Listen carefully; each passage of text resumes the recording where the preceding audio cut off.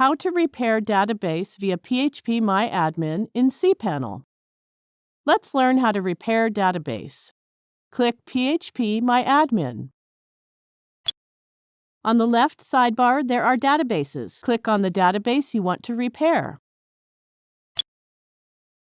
Click to check all the boxes in the Table column. Now click on the drop-down list and select Repair Table. It shows OK for the table which has been repaired. It might give an error message for a few tables. Now you know how to repair the database. Thank you for watching.